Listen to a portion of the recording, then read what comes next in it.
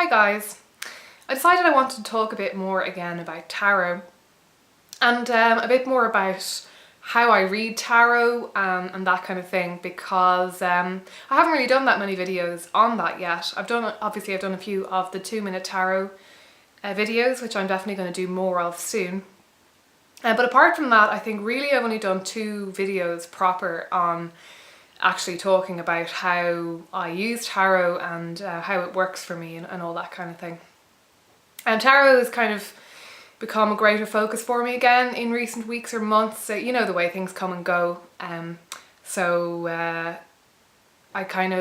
would say it kind of took a backseat for a little while maybe, but it's definitely to the forefront again for me now, my spirituality, and maybe not so much in terms of doing readings for myself, but definitely in terms of just thinking about the cards even in my day-to-day life, and also thinking about ways that I might read for myself and to others, even though I haven't really got the deck out itself that much in recent weeks, but I think I'll definitely be doing more of that soon.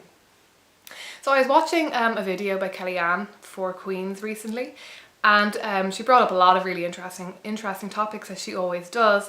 But one of the things she mentioned was the way that when she does readings for her clients, that she likes to add questions for them, that she likes to not only kind of give them information and ideas and words of wisdom, I suppose, that she is receiving from the cards for her clients, but that she also likes to put in questions for the clients to think about, to journal about. I have actually myself had a reading from Kellyanne, so I know exactly what she means. And it kind of got me thinking about my own tarot reading style, and it kind of solidified for me what the major difference is between my style and the style of what I would consider to be probably the most prevalent style of tarot reading that is out there. And basically what I realised is that for me it's all about the questions. It's all about the questions that tarot raises rather than the answers. I suppose this probably mostly stems from the fact that I have a naturalistic outlook on life. I don't have that dualistic view of the world as consisting of matter and spirit. For me it's all one and the same, and therefore I don't necessarily believe that we're tapping into anything really greater than ourselves when we're reading tarot. We're certainly tapping into our greater selves, so we're tapping into something more than our conscious mind and something more than our ego. We're tapping into the collective unconscious. Now that's a phrase that is really badly misunderstood often particularly within the New Age community. It's understood to mean a sort of collective unconscious that everyone can literally tap into, that sort of includes everyone's minds, whereas actually the original idea, or Jung's conception of the collective unconscious, is more to do with every individual containing this particular part of the mind within themselves. So there's nothing particularly esoteric about it. It's just a way of understanding psychology and a way of understanding the unconscious mind, that we all have these kind of basic images and instincts within us, within our unconscious mind, that we evolved with, that kind of rose up in us as we became human. So I suppose because I'm a naturalist, for me tarot isn't going to offer answers so much, because I do think there's an extent to which they can offer you answers that you consciously didn't know but unconsciously you did, but that to me can really only primarily work when you're reading for yourself. When it comes to other people reading for you, I feel like the extent to which somebody else, particularly somebody you don't know and have never met, the extent to which somebody like that can pick up a tarot deck and give you definitive answers, to me it just doesn't really work like that. It's extremely limited in its capacity to do that. And for me, what I'm interested in is the questions that it raises. For me when I'm reading for myself, for others when they're reading for me, and for me when I'm reading for others. I suppose what's happening really is that the cards are sort of untapping stories and images and possibilities within our minds, and it's definitely bringing out a lot of unconscious material that we kind of have stored within us. And it's allowing us to ask questions that we wouldn't otherwise ask about the situation. You know, if we're thinking about our relationship and we're kind of wondering if our partner is cheating on us, or we're wondering if what's at the root of all the arguments we're having recently, or something like that, we're probably going to have very set ways of viewing the situation that are based on how we perceive the relationship, our past relationships, and the way that we've been raised, all of these things. But then if we draw a card, say the Six of Pentacles, and you know, it might not have anything to do on the surface, anything to do with the way that we would normally perceive that situation. And we have to kind of dig into our own conscious and dig into that mine of information within our minds in order to make that connection between that card and the situation that's happening. So it's offering us like a completely different way of looking at the situation. Now, sometimes we will draw a card and it's exactly the way we were feeling. Exactly the most obvious way maybe that we might have been perceiving a situation, and that can look quite serendipitous.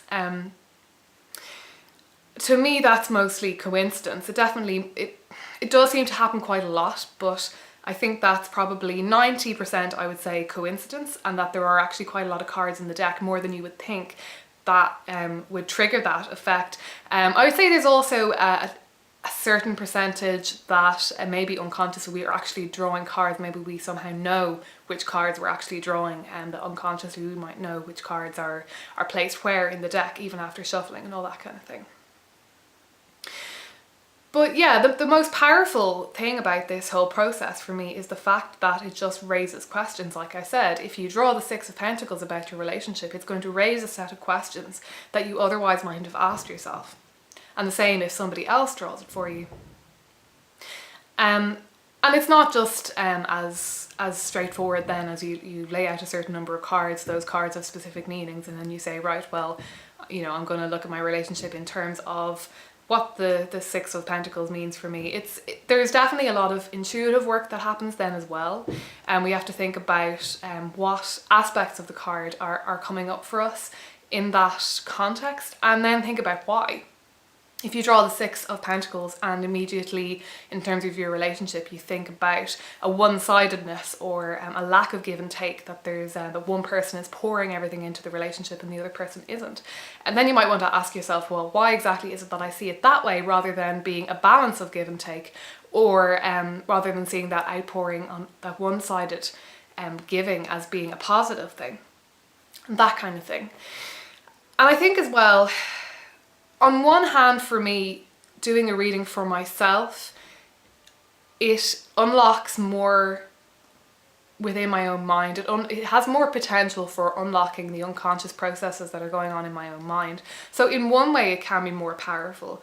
But on the other hand, there are ways in which getting a reading from somebody else is a lot more powerful, because what you're getting then is you're not only unlocking your own unconscious processes and your own unconscious feelings about the situation, but you're getting this completely fresh perspective, not only, like I say, from the cards themselves, but from this other person's take on those cards and that other person's experience of life and all those associations that they might have. So you're getting like a whole other level of freshness and intuition and all that kind of thing.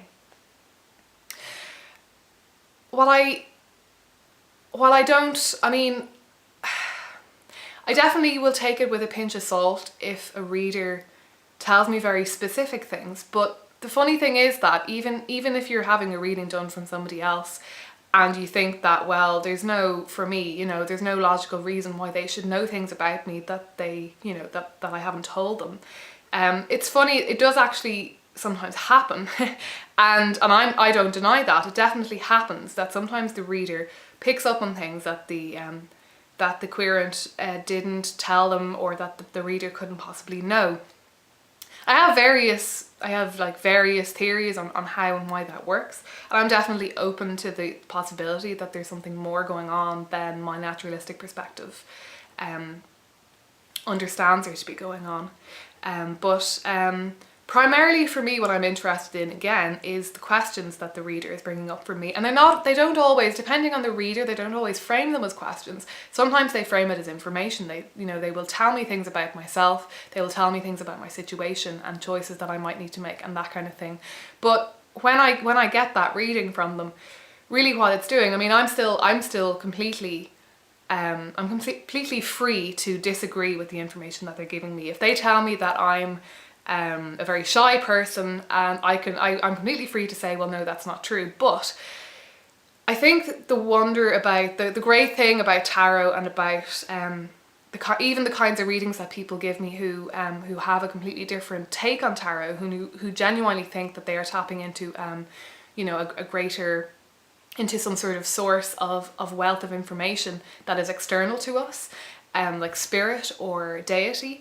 Even when I'm getting readings from people like that, who have a very different take on it from me, even if those readers are making statements in their reading, you can still take them on board as questions, and that is really how you end up processing the information. Because well, the wonderful thing is that nearly everybody is shy to some extent, and if somebody says to you that they've done this reading for you, and what they're getting from it is that in the context of the situation that you are shy, and that you either need to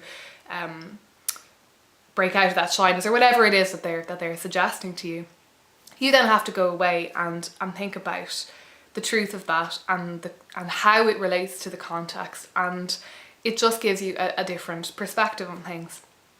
It opens up new questions that you mightn't have asked before, because your shyness or lack thereof mightn't have come into the equation for you at all before, and it just gives you a completely new springboard of thought. So those are just a couple of ideas and thoughts on the difference between questions and answers when it comes to tarot. And like I say, I think it can be easier for readers to do this when they're doing readings for themselves, maybe, to use it as a way to bring up questions for themselves and things that they want to ask themselves and things that they want to think about. But I definitely think that no matter what reading that you're getting, you can definitely use this way of thinking of tarot as a way to interpret the reading that you're getting from somebody. And it's a way that I want to make my readings for people more reflect that more and more. And when I started out, I was more giving answers, and it didn't quite mesh with what I wanted to do with tarot at all. I completely respect people who do tarot readings from that perspective of giving answers or kind of explicitly giving advice, but it just wasn't quite fitting with what I feel like I want to do. So what I've been working on for a long time now is trying to get to a point where I can give readings where I feel satisfied about the extent to which I have really just offered the querent questions rather than giving them answers.